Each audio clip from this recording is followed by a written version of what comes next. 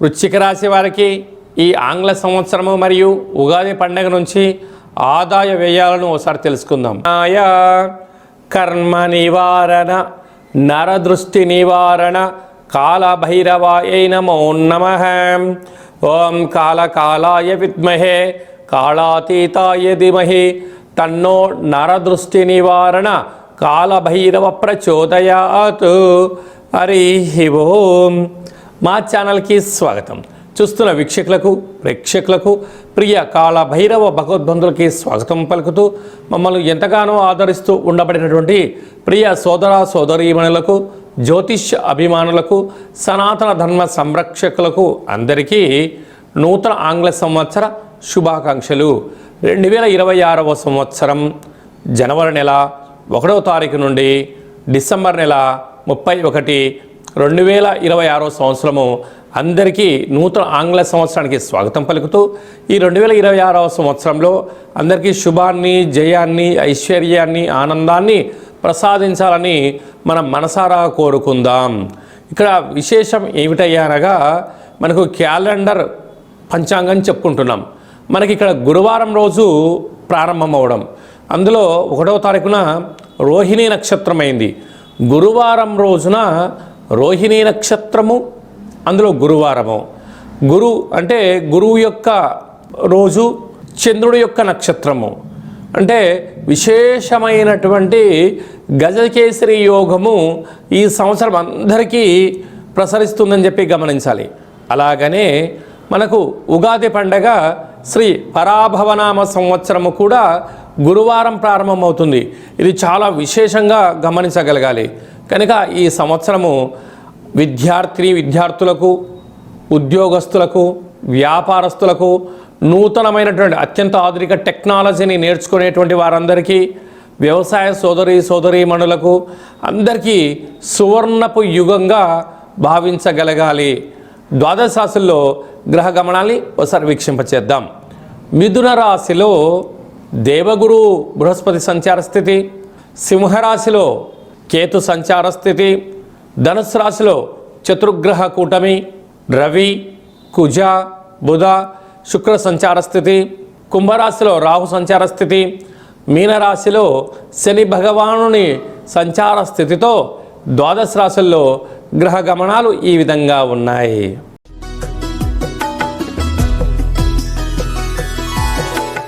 వృశ్చిక రాశి వారికి ఈ ఆంగ్ల సంవత్సరము మరియు ఉగాది పండుగ నుంచి ఆదాయ వ్యయాలను ఒకసారి తెలుసుకుందాం. ఒకవైపు అర్ధాష్టమ రాహు పంచమ స్థానంలో శని భగవానుడు సంచారం చేయనప్పుడు వీరి యొక్క ఆదాయం 11, వ్యయం 5, అనగా వీరు 6 రూపాయలు మిగిలించబోతున్నారు. ఎన్నో సంవత్సరాలుగా మీరు పడుతున్న శ్రమకు ఈ సంవత్సరం ప్రతిఫలాన్ని పొందబోతున్నారు. ఎందుకు?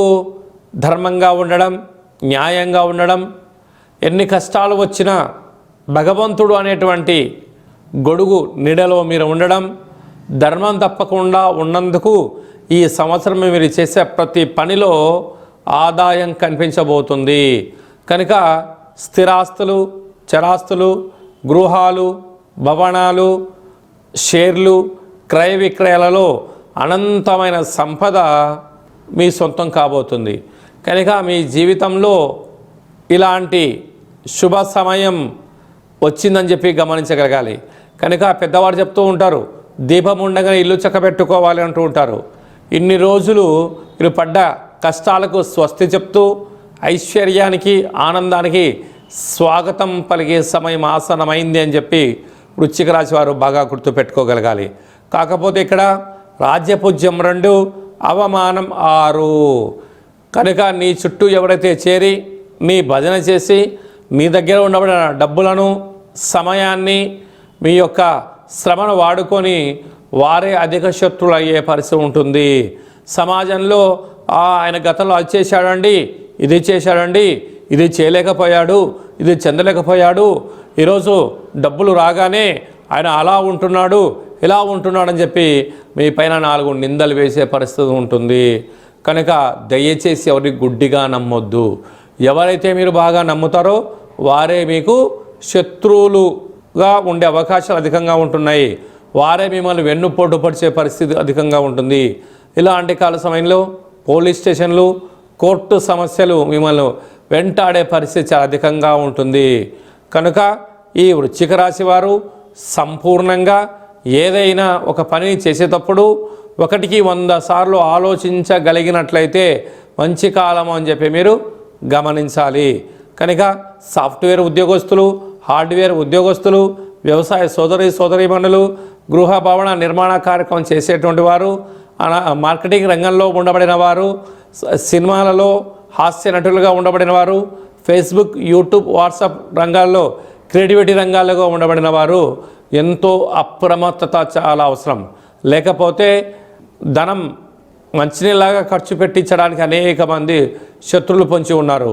ఇలాంటి కాల సమయంలో ప్రతి మంగళవారం రోజున విష్ణు సహస్రనామ పారాయణాన్ని వినడం, చదవడం, శక్తి కలిగితే దుర్గామాత దేవాలయంలో ఆ యొక్క కూష్మాండ దీపాన్ని ఏర్పాటు చేయడం, రావుకాలంలో దీపాన్ని ఏర్పాటు చేయడం, యమునా నది పుష్కర స్నానం చేయడం వలన సకల గ్రహ దోషం తొలగి ఐశ్వర్యం కలిగి ఉన్నత జీవితంలో ఆనందం పొందబోతారు అని చెప్పి గమనించాలి.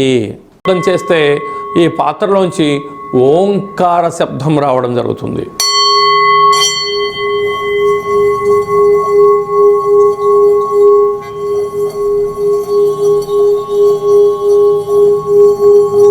ఈ ఓంకార శబ్ద ధ్వనితం వలన మనిషి శరీరంలో ఉండబడినటువంటి చక్రాలు వికసింపచేయడం, ఆనందం కలగడం, దురదృష్టం దూరం కావడం, అదృష్టం అద్భుతమైన యోగం కలిగి మనకు అనుకున్న అన్ని పనులు విజయం సాధించడం జరుగుతుంది. కనుక ఈ అక్షయ పాత్రను 2026వ సంవత్సరంలో ఇంట్లో ఉంచుకుందాం. కాళభైరవ స్వామిని స్మరణ చేద్దాం. సకల అష్టకష్టాలకు స్వస్తి పలుకుదాం. అష్టైశ్వర్య స్వాగతం పలుకుదాం. అలాగనే మీ వ్యక్తిగత జాతకం తెలుసుకోవాలనుకుంటున్నారా? మీ యొక్క పేరు, పుట్టినటువంటి తేదీ, నెల, సంవత్సరం, పుట్టిన సమయం రాసి మీరు వాట్సాప్లో పంపించగలిగినట్లయితే 100 సంవత్సరముల జాతకాన్ని రాసి సవివరంగా సంపూర్ణంగా మీకు ఎక్స్ప్లెయిన్ అంటే ఉదాహరణగా చెప్పడం జరుగుతుంది. అలాగే మీరు పుట్టినప్పుడు గ్రహ గమనాలు ఎలా ఉన్నాయి, ప్రస్తుతం ఎలా ఉంటున్నాయి, రాబోయే కాలంలో ఎలా ఉంటున్నాయో తెలియజేయడం జరుగుతుంది.